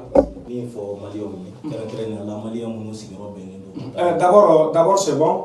Monsieur Diallo, je vais que les faire l'éclaircidron. Parce que tout ce que vous avez dit, c'est dans une émission. Bon, vous avez parlé, vous avez un présent sortant, selon ce que vous venez de dire, son Excellence Issaka Traoré. Ah oui, fait faux. Statut Kolao, règlement intérieur Kolao, à la destitution de Tchougalao. Aw dalen b'a la ko n'aw ni monsieur Issaka Traoré sigira ko aw bɛ se ka kuma contesté wa. Donc n bɛ jaabi min d'i ma o ye an bɛ kumafɛn minnu kan anw tɛ kuma k'a fɔ ko an bɛ mɔgɔ dɔ contre la ou bien mɔgɔ dɔ ye ko dɔ kɛ. C'est exact. An bɛ mankutujugu k'a kan an bɛ fɛnw de fɔ minnu prévu b'an bolo. Tabarakala. Ne ye papier min f'i ɲɛna k'a fɔ ko o bɔra ambassade la trésorier bolo n'o ma bila a la o papier in bɛ ne bolo. Nka ne yɛrɛ ma da la n'o papier bɛ Issaka Traoré yɛrɛ bolo. D'accord. Fɛn camanw bɛ yen nɔ min kɛra conseil kɔnɔ parce que ne ka jɔyɔrɔ yɛrɛ kama conseil kɔnɔla la fɛn ninnu caman bɛ passer ne ka bolo kan. Donc o la ne tɛ sigi ka mankutu fɔ mɔgɔ kan min prévu tɛ n bolo. Donc ni Issaka yɛrɛ y'a laɲini k'a fɔ k'an ka sigi kɛnɛ kan kɛnɛ min kan an ka confrontation kɛ kuma minnu fɔra an bɛ contexte fila de kɔnɔ n bɛ n'o fana ɲɛfɔ pour que mɔgɔw ka faamu. Kosɛbɛ. Vous saviez, quand tu deviens un président intérimaire, o ye baaraba de dil'i ma baara min kɔnɔna la laɲini minnu b'i bolo i kan k'o kɛ nka i kan ka fɛɛrɛ bɛɛ lajɛlen kɛ ka mɔgɔw dusukun kala ɲɔgɔn na mɔgɔw ka don ɲɔgɔn na u ka ɲɔgɔn faamu. Donc o waati kɔnɔ n'i ye tagabolo o tagabolo ye k'o bɛ se ka kɛ sababu ye ka furugufurugu don mɔgɔw ni ɲɔgɔn cɛ transition présidentielle t'a laɲini k'a fɔ o ka kɛ a ka mandat kɔnɔ.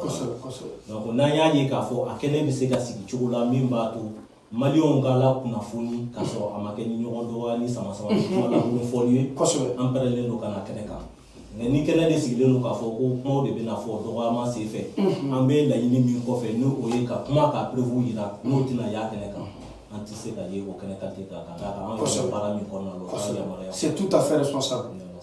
Monsieur Diallo, merci beaucoup. I ka yɔrɔ éclaircissement diyara an ye kojugu parce que an bɛna mɛn don n'a nataw la Issaka ko ta ninnu ko ta. Est-ce que vous faites prêt à ce comme vous l'avez dit tout à fait. Issaka aussi, je pense qu'à Fana Nana a une tout à fait. Parce que on est médias, ni on sigara la minute kelen k'a fɔ an b'a aw wele k'aw sigi ko kuma dɔ bɛ na min bɛ kɛ bɛnbaliya ye an t'a kɛ c'est an ka baara t'o ye an ka baara ye ka lumière bila kow kan o de ye an ka baara ye mais ka dɔ wele ka dɔ ka taa dɔ dɔgɔya non on souhaite pas. Il y a déjà vu maintenant ma kuma tigɛ la donc ne tun bɛna peut-être proposition fitinin min k'e fɛnɛ ye vas-y parce que an bɛ cadre saba de kɔnɔ sisan c'est exact cadre fɔlɔ o ye Issaka ka version ye cadre filanan o ye anw ka version ye nka cadre sabanan o ye Bamako yɛrɛ tun ye jɛkulu dɔ yamaruya yan a bɛ f'o ma ko commission d'entente ka sigi ka fɔ kɛ an ni ɲɔgɔn cɛla la pour que ka faamuyali sɔrɔ o commission d'entente in fɛnɛ ye baara caman de kɛ minnu ma se ka nɔ bɔ wa caman na i bɛ taa sɔrɔ an ka fɔta ni Issaka ka fɔtaw an tiɲɛ ni an nkalon olu bɛ se k'o bɔ ɲɔgɔn na donc ne kɔni ka faamuyali la ni aw sera k'olu fɛnɛ sɔrɔ k'olu lamɛn olu mɔgɔw bɛ yan wa? o mɔgɔw bɛ yan o mɔgɔ fɔlɔ dɔ ye Haut Conseil président kɔrɔ ye Diogamadi Diallo mɔgɔ filanan ye Farama Dumbuya min ye dutɛrɛn di an ma an ka foli b'a ye mɔgɔ sabanan ye Adama Tambura ye mais ale fari ma d'a la sa ale bɛ Mali la a mɔgɔ naaninan Ala ka hinɛ o la o ye an ka cɛkɔrɔba ye Abdoulaye Maïga mais ale fatura donc ni mɔgɔ naani de tun désignera depuis 2017 kɔnɔ wagati min na faamuyalibaliyaw nana conseil kɔnɔna la pour que u ka baaraw sigi sen kan olu ka baaraw kɔnɔna la olu ye rapport bɔ rapport minnu kɔnɔna la u ye jalakili ta olu jalakili rapport bɛ yen o fɛnɛ kɔfɛ an ka nin wagati in kɔnɔna la Haut Conseil yɛrɛ ye délégation dɔ bɔ Bamako ka na mɔgɔ fila chargé de mission Saliya Kante ale ni mɔgɔ wɛrɛ o ye Mohamed Fakatu Maïga ye olu mɔgɔ fila nana yan olu fɛnɛ constat kɛ sur le terrain olu ye rapport kɛ o rapport in fɛnɛ bɛ yen jalakili kɛra ka ɲɛsin yɔrɔ min ma o rapport bɛɛ lajɛlen don olu bɛɛ signalen don donc a dɔw la ni aw n'olu fɛnɛ sera ka ɲɔgɔn nasɔrɔ ka olu ka fɔtaw lamɛn a ka ca la a bɛna faamuyali caman nin bɛɛ kɔfɛ aw ni Issaka ma se ka bɛn nin bɛɛ kɔfɛ nin kɔfɛ an ma bɛn kun jumɛn kama parce que n balimakɛ Ture bamananw b'a fɔ ko adamadenw bɛ bɛn tiɲɛ de kan adamadenw bɛ fara nkalon de kan ka d'a kan ni tiɲɛ ye fɛn o fɛn dilan laban b'o la nka ni nkalon ye fɛn o fɛn dilan laban t'o la C'est exact. An ka kuma caman bɛ yen nɔ an b'a fɔ k'a fɔ an bɛ baara min na su ni tile maliyɛnw ye n'a sɔrɔla k'a bɛ kɛ Ala de kama ko tiɲɛ don Ala k'an kɛ tile yelen ni tile yelen bɔra bolo tɛ se ka datugu wa ni nkalon nɔrɔla na diɲɛ fan o fan Ala ka nkalon in jɛ a bɛɛ lajɛlen k'a kɛ tiɲɛ bɛɛ lajɛlen k'a ye donc ne bolo anw bɛ lawasa dɔ de kɛnɛ kan bi parce que an y'a fɔ maliyɛnw ɲɛna en 2018 ko aw bɛ mankankolo min na n'an ma ni mankankolo in dabila wari min dira a ma a bɛ dun k'a ban a ye yɔrɔ min fɔ yɔrɔ in tɛ laban mandat bɛ ba ka sɔrɔ yɔrɔ ma a y'o fɔ maliyɛnw an y'o fɔ maliyɛnw ɲɛna anw tɛ mankan na ko ka wari d'a ma an bɛ ka mankan kɛ pour que wari ka don a donna de fɛ n'an m'a lamɛn don dɔ aw bɛ nimisa donc e bolo bi u nimisalen don caman nimisalen don minnu b'a kalama o wagati la k'a fɔ ko nin kɛra o caman nimisalen don parce que fɛn camanw de bɛ yen nɔ bi bi in na minnu passera i b'a dɔn an bɛ situation dɔ de kɔnɔ Nouakchott mɔgɔw tɛ min faamuya parce que Nouakchott ye pays de transit de ye mɔgɔ caman bɛ na u bɛ tɛmɛ bon maintenant 2017 ko dɔw kɛra i bɛ t'a sɔrɔ mɔgɔ dɔw bɛ yen nɔ olu nana 2021 kɔnɔna la ka don 2022 kɔnɔ information caman bɛ yen u t'o dɔn donc ni min fɔra dɔrɔn olu b'o de lamɛn o bolo o de ye tiɲɛ ye alors que minnu bɛ terrain kan ni ko ninnu passer o ɲɛna i t'o mɔgɔ kelen sɔrɔ k'a fɔ k'o bɛ jalaki yɔrɔ dɔ sɔrɔ ka s'a ma parce que a bɛɛ kɛra olu ɲɛna an ye fɛn bɛɛ f'u ɲɛna mais bɛɛ nan'a ye k'a fɔ anw tun bɛ kuma min na o kuma in laɲini de tun ye hakika ye mais an bɛ kɛnɛ kan bi malheureusement kɛnɛ min ni a man d'a ye an ka segin a kɛnɛ kan ka d'a kan fɛn fila kɛra min b'an degun kosɛbɛ fɔlɔfɔlɔ min ye terrain di an ma o y'i ɲinbɔ ɲɛmɔgɔya ɲini n'a ka ɲɛmɔgɔya di anw ma filanan haut conseil président yɛrɛ wulila ka na miliyɔn 2 di sabanan an ka jamanakuntigi wulila ka na 50 000 € di n'a Mauritaniens tun dɛsɛra diɲɛ ko o ko la an tun man ka dɛsɛ dans un délai de 6 mois ou bien 7 mois ka chantier in jɔ k'a ban pewu ka diɲɛ mɔgɔw wele ka n'u jɔ a kɛnɛ kan an tun man ka dɛsɛ k'o kɛ an ka vérifier n'a sɔrɔ chantier banna ou bien n'a ma ban ne ko i ma k'a fɔ n'i ye maliyɛnw ɲininka dugu kɔnɔna la k'a fɔ ko maliyɛnw ka kungo fɔ yɔrɔ bɛ min maliyɛn si t'a f'i ɲɛna k'a fɔ k'ale bɛ taga nin yɔrɔ la k'o ka kungo fɔ yɔrɔ o kɔrɔ ye k'a fɔ chantier ma ban de o ni chantier banna o kuma in tɛ ɲininka o sisan b'a sɔrɔ ne min ye secrétaire général ne bɛ baara kɛ yen nɔ de o sisan b'a sɔrɔ Umaru Togola min n'a kɛra président par intérim sisan b'a sɔrɔ a ka bureau bɛ a bɛ ka baara kɛ yen mais hali bi an bɛ dugu de kɔnɔna la ni mɔgɔ b'an na u b'an wele téléphone la alors que an ka faamuyali la maliyɛn wari hakɛya min sɔrɔ an tun man ka kɛ ni situation kɔnɔ an man ka kɛ diɲɛ mɔgɔ ɲɛna exemple de ye ka d'a kan a kɛra siɲɛ fɔlɔ dɔ ye haut conseil président yɛrɛ wulila ka na jamana min kɔnɔna la ka na bureau ka investisseur kɛ Mauritanie kɛra jamana fɔlɔ dɔ ye nka an bɛna bonyamaseginba dɔ kɛ Habib Sila ye bi ka d'a kan Habib Sila tun y'an ŋaniya k'a fɔ an ka bureau ni Ala y'a kɛ da ye chantier in laban n'ale bɛ segin ka na don o don ka don kɛrɛnkɛrɛnnen dɔ labɛnnen don a bolo a n'o bɛ bɔ Mali la a bɛ n'o d'a ma a ka sɔrɔ dɔ la o ko mun ye walahi a kun ko n'a bɛ na don o don a bɛ na 4x4 300 a bɛ na d'a ma an ka bureau i y'a faamu ni problème in daminɛ wagati min na 2018 ni ne taara conseil d'administration la Bamako o conseil bɛ jamana 77 de la o ɲɛmɔgɔw bɛ ɲɔgɔn sɔrɔ yen ne tun b'a kɛnɛ kan a kɛnɛ kan haut conseil président ye ɲininkali dɔ kɛ ne la a ko ne ma k'a fɔ aw ka chantier ko bɛ cogo di aw ko k'a bɛ jɔli kɛ aw ma se k'o kɛ ne yɛrɛ ye miliyɔn 2 di aw ma nin y'o o waati joli ye aw kana se ka fɛn kɛ aw yɛrɛ ka fɔli la mais ne ye min d'aw ma aw kun kan ka se ka dɔ kɛ n'o ye mais ne ko a ma ne tɛ se ka jaabi ka d'a kan ne ye secrétaire général de ye a jaabibaga bɛ o kuma na mais kuma suli de don jamana 70 donc c'est pour dire que anw bɛ télé de la yan kuma camanw bɛ yen a man d'an ye an parce qu'il y a trop de choses qui sont sensibles n'an donna détail dɔw kɔnɔna la ɲugun yɔrɔw caman bɛna sɔrɔ an bɛna kuma mɔgɔ min kan hali anw maliyɛn minnu bɛ Mauritanie ɲugun yɔrɔ caman bɛ sɔrɔ oui c'est tout à fait c'est pour a tɛ taa o kɔ voilà donc raison pour laquelle kuma dɔw bɛ yen nɔ anw yɛrɛ bɛ obligé k'olu garder an bolo parce que an b'a dɔn o bɔli man ɲi hali an maliyɛn minnu sigilen don Mauritanie mais aw ye an bɛ nin bɛɛ la aw ye président Isaka Traoré notifié à la destitution là est-ce qu'il a été notifié sariya sira kan ni conseil président bɛ wuli ka bɔ yen a bɛ wuli ka bɔ yen ni sira fila ye n'i ye ɲɛmɔgɔ ye ko jama bɛɛ bɛ ɲɛmɔgɔ min kɔ ɲɛmɔgɔ de bɛ annonce kɛ ka adressé au conseil des malais de l'extérieur la k'a fɔ a bɛn kɛra k'a ko ka assemblée générale kɛ ale ka décision kun kan mais Touré mɔgɔ kɛlen k'a ka wulili lettre labɛn kuma ka ca en général o de kama ko conseil ye sariya filanan dɔ sigi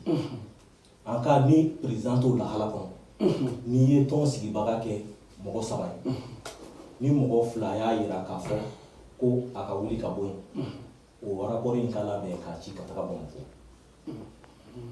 nka ni ale m'a kɛ association membre des droits de bɛ o rapport in labɛn k'o demande kɛ k'o ci ka taa au conseil la au conseil b'o o ci ale ma ka da k'ale ma kɛ nka n'a banna k'o jaabi sariya bɛ au conseil fɛnɛ bolo parce que sariya y'olu yamaruya ka baara kɛ au conseil bɛ sariya di olu ma olu ka baara in kɛ ni baara in kɛra ni jaabi min bɔra o kɔnɔna la sariya o baara in yamaruya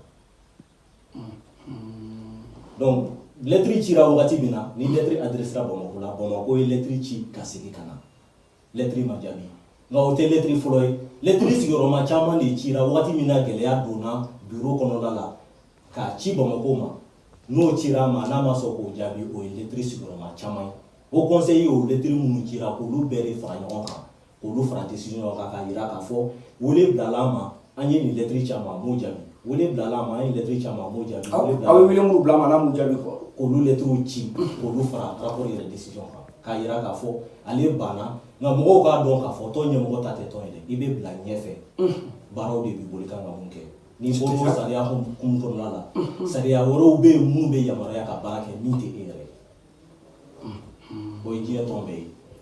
donc en réponse il a été notifié. a notifiera Bamako fɛ k'a yira k'a fɔ lettre cira ko assemblée générale kan ka kɛ e ka jaabi ye jumɛn ye nka n'i banna ka jaabi di o fura tɛ mɔgɔ bolo dɛ monsieur Touré. non parce que k'a d'a kan o wagati kɔnɔna la ale tun tɛ se k'a jaabi parce que ale yɛrɛ ko ale yɛrɛ tɛ haut conseil des maliens de Mauritanie président k'ale ye haut conseil des maliens de l'extérieur président ba de ye ale Habib Sila yɛrɛ de ka président ye k'a d'a kan Habib Sila sigira 2021 ale ma sɔn o sigili ma ale ye avocat ta ka poursuite kɛ contre Habib Sila mais même o procédure filɛ nin ye ko siraw de b'a la mɔgɔ tɛ kɛ candidat ye dɔrɔn tɛ k'a fɔ k'i ye conseil président ye jamana dɔ kɔnɔna la n'i bɛ kɛ candidat ye mun sariyaw de bɛ yen i ka sɔn ko minnu ye. e bolo a ka o candidature c'était pas légal. c'est pas légal jɔn de informera la le bureau légal qui est reconnu par Bamako qui a été reçu par la mission min nana visite la. mais pourquoi Bamako l'a accepté dans les votes. bureau Bamako y'a accepté parce que dérogation bɛ sariya bɛɛ kɔnɔ ni a ko a kɛra candidat ye parce que colonie a soutenu n'o preuve ma sɔrɔ au conseil carte sɔrɔli y'i bolo o bɛ bɛɛ lajɛlen yamaruya ka kɛ candidat ye parce que o ye au conseil texte yɛrɛ ye n'i ye au conseil carte ta tu es électeur tu es éligible nka n'i ye président ye sariya kɛrɛnkɛrɛnnen dɔ bɛ yen i kan ka tɛmɛ min sira fɛ pour que k'i kɛ candidat ye nka n'i ma validé o sira fɛ en tant que un membre de droit du haut conseil tu peux te présenter en tant que candidat. N'i présenté en tant qu'un candidat, il m'y présenté malien tɔgɔ la dɛ, il présenté en tant que toi-même en ce moment. N'i taara o élection na, o élection passera, i battura. I batulen kɔfɛ n'i nana fɔ k'a fɔ k'i ma sɔn o élection in ma, ko parce que nin bɛ yen, nin bɛ yen, nin bɛ yen. Donc mɔgɔ min sigira e yɛrɛ t'o tigi reconnu. Pendant plus de 6 mois, il a dit qu'il ne reconnaît pas le président du haut conseil des Maliens à l'extérieur, Habib Sila, ale de haut conseil président yɛrɛ. Ko ne kɛra haut conseil président yɛrɛ, mɔgɔ min kan ka lettre ci e ma, ne yɛrɛ b'o place la, lettre bɛ ci e ma cogo di? C'est pas possible. Au conseil des gars, la lettre Tchema, et il de au conseil président. Et bien, lettre sur l'entrée. Oui, mais c'est Diallo, je pense qu'au Rati là, Isaka n'était pas n'importe qui dans ces candidatures-là. Parce qu'Anemou était là. Ce qu'on a vu à la télé, c'était un finaliste. Et Habib Sila était à la finale. Monsieur Touré. Donc si Habib avait un prétexte, ça c'est. Parce que les Maliens ont fait le problème. C'est vrai qu'il y a une question posée beaucoup. Les Maliens ont fait le problème. Ni Habib Koun Yoye Kafo, Ishaka n'est pas légitime à la candidature. Pour moi, de préférence, c'était plus mieux de l'exclure en fait. Mais Habib n'a rien pris contre la candidature d'Ishaka Traoré et jusqu'à fait qu'il y ait la finale là. Je ne sais pas trop comment les élections du Haut Conseil se déroulent là.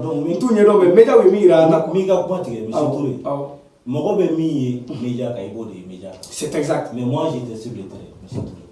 Élection tout s'est passé devant moi, ne pas l'année pour le débat.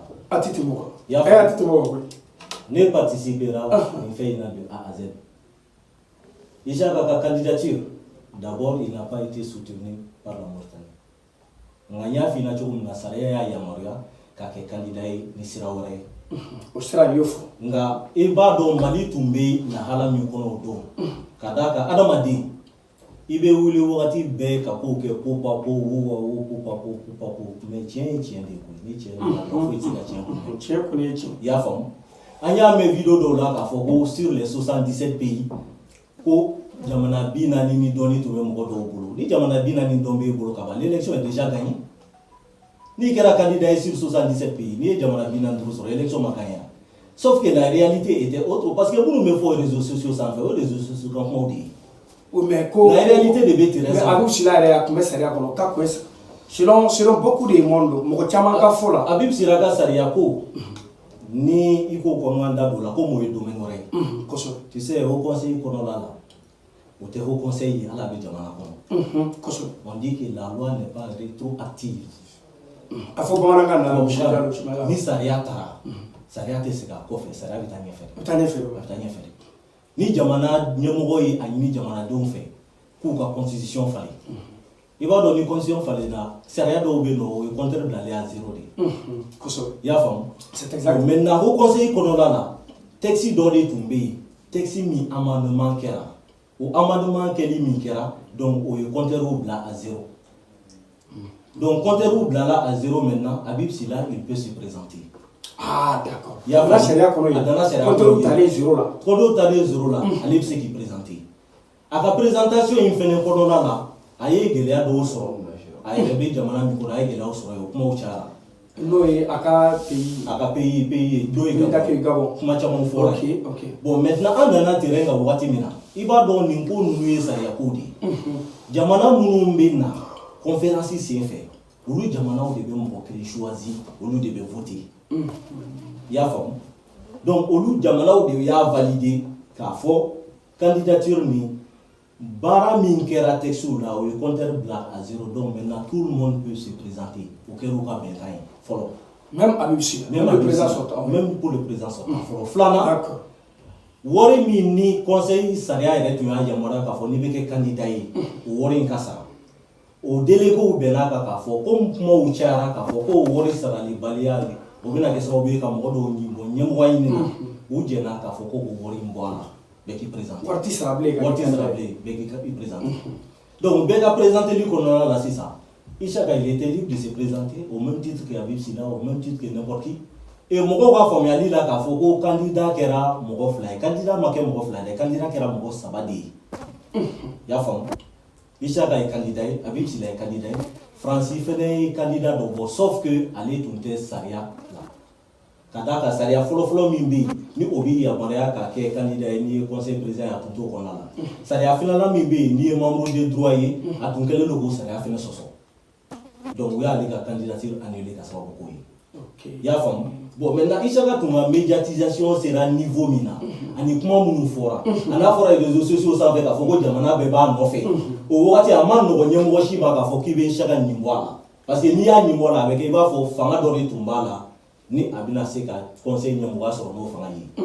donc n'i y'a ɲin bɔ a la mɔgɔw bɛna tiɲɛ d'a ma k'a sɔrɔ réalité min bɛ terrain kan mɔgɔw t'o dɔn donc o de kama élection kɛra diɲɛ mɔgɔ ɲɛna o e m'a résultat mɛn wa oui j'ai bien appris jamana saba de votera Mauritanie votera parce que mɔgɔ tɛ voter i yɛrɛ contre la Sénégal votera kun min kama o ye ko wɛrɛ an t'an da don non kosɛbɛ i y'a faamu Asie fɛnɛ votera kun min kama o fɛnɛ ye ko wɛrɛ an t'an da don a la hali n'a sɔrɔ olu causes dɔnnen don conseil olu votera avec contre la quoi o votera contre la o votera Ishaka ye kun min kama olu fɛnɛ causes dɔnnen don i y'a faamu ka d'a kan Sénégal fɛnɛ b'an ka situation kelen in kɔnɔ mais il n'est pas là à les en vouloir je crois donc maintenant ni o baara in kɛra bon maintenant mɔgɔ min ko télé la mɔgɔ min ko réseaux sociaux la k'a fɔ ko jamana 77 olu minnu welela jamana 63 yera kɛnɛ kan ko jamana 63 la jamana 54 bɛɛ bɛ ale kɔ ne kɔni bolo sisan b'a sɔrɔ k'a fɔ ko conseil président ma Mauritaniens de bolo ah ni ko wɛrɛ t'a la ni ko wɛrɛ t'a kɔnɔ la ni ko wɛrɛ t'a la dɛ ko wɛrɛ bɛ se ka ko fan bɛɛ élection min kɛra o élection in kɛra bɛɛ lajɛlen de ɲɛ ɲɛna i b'a fɔ o conseil sariyaw y'a fɔ cogoya min na anw fɛn fɛn tun bɛ kɛnɛ kan o conseil yɛrɛ ye yamaruya di k'a fɔ ko délégué minnu kan ka voter olu délégués de bɛ don salle kɔnɔ mais u ye exception kɛ k'a fɔ ko mɔgɔ o mɔgɔ nana bɛɛ bɛ don salle kɔnɔ pour k'a ka kɛ bɛɛ ɲɛna jamana dɔw nana ni mɔgɔ 5 ye jamana dɔw nana ni mɔgɔ 10 ye an mɔgɔ min tun bɛ salle kɔnɔ an ka ca ni mɔgɔ 200 ni dɔɔnin nka minnu bɛ voter u y'olu ka rang labɛn ɲɛfɛ olu sigi ka wele bila mɔgɔw ma kelen kelen devant un huissier de justice mɔgɔw ka na tɔgɔw ta k'a bila fɛn kɔnɔna la ka tila k'a papiyew bɛɛ dayɛlɛ k'a yira an bɛɛ la kɛnɛ kan vote kɛra mɔgɔ min ye n'o tigi sigira donc a ma kɛ ko dogolen a kɛra ɲɛngoya ye an bɛ sigilen ɲɛna D'accord. Monsieur Diallo, émission Bekadjaya. Donc, essayez d'être bref. Il veut m'y faire Mali, il court conseil au labo. Donc, on me conseille de Mali au moins. Oui, mon gars, famille à drogue à fond. Adamadi, libé kola, ikli. Libé kola, à quel qui Kadaka, là, il y a des qui en effet. Ngalo manata chubo chubo, qui ont eu la clé de la bague. Donc, on va en hakili toi à la conseil. Si tu as mis wati mi kono la c'est un peu spécial. Mo chama on be ba so ko intention ye kam go pousser ku bla wala la ka so lu yere tsika bla onye fe. Koso. Donc la ni ku bora e bo nyini tuye koso. Donc mo shi kana so mo do ki pousser ki bla ko do la. Kadaka motani sera ma dona de. Ni wala ke wala mi ke sababu ka nyagi hali mali mo ko teki bo akoko. Donc là-bas, on a folie que en transition et mi colonel la simi ko ta shogel ko kala maiga baraka ñoo be la jeli merci beaucoup ka yiraw la ka fo ko malien mun be motani ambe boko aye boli mi se faire aye transition soutenue au monde wo mo la exemple chama be ni no am se ka mun cité mais comme am plateau de cadre se ka bela donc jamana de wo yetana mi dawka ko jija ka to ko dana yi mine ko kadaka ni yayi fanga koro mo bana la mo ma bala ka fo ko mimbe nyefe ku to fe me bana la kadaka bara min kan fala la ambe yayi ka fo atisika ke donc mo ka fo me ka fo nyemo yayi ni de ni kera nyemo yi mo ko ngulu titai ibla lendo bara di kam ibe bara inke na do la ka fo isika bara inke jama tse ka to jama mo ko sa ikele kama ibe wuli ka go yi no la bla mo mi se ka bara inke donc ka kuma ku nje dron ka yira ka fo dɔw ka ɲiningali la u b'a fɔ cogo di faso kɔni président kɛra conseil président ye olu ka faamuya k'a fɔ Umaru Togola tɛ faso kɔni président ye Umaru Togola ye faso kɔni président ale ni ko conseil des maliens de Mauritanie 3e vice-président o liste min ni o labɛnna depuis 2017 o liste min ni o labɛnna Isaka sigilen ɲɛna Umaru Togola sigilen ɲɛna wa jama bɛɛ sigilen ɲɛna donc o liste min ni o labɛnna Umaru Togola yo o 3e vice-président de donc a taara ka kɛ Isaka ka nɔlabila ye ka d'a kan ale de 3e vice-président ye wa jama y'a ye k'a fɔ danaya b'ale de ka bibi na ka baara in kalifa la pour ka se baara in kuncɛ donc a yafadeli kɛ ka d'a kan kumaw ka gɛlɛn n'a sɔrɔ n donna mɔgɔw gasira yɔrɔ min na donc kuma dɔnbaliya don an bɛ foli belebelakaw yɛrɛ fana. Merci beaucoup. Il faut déjà, je pense que M. Togola aurait dit la même chose parce que d'aujourd'hui quand faut malien et mi faut parce qu'on voit qu'à chaque question, il va donner qu'à la question répond, pas parce qu'il va donner, mais vraiment, tu as le plein droit et tu as le maximum d'informations pour pouvoir vraiment éclaircir à Mago Bemina Kasegolu Fouani. Oumar Togola est présent, il y a information de à Tolu Kalama. Comme Dieu association B, il sera que Kobe Kalama, Sharia Be Kalama, ni Joro Dobe, Nolu, Kalfalentila. Donc, on va finir avec c'était Oumar Togola sur le plateau et M. Diallo. Bonne soirée à tous. A Bela Djelen Kaladje, Nawe Famali Moussora, Abaka Famali Bla dans le commentaire. Merci à tous. C'était Dollar TV.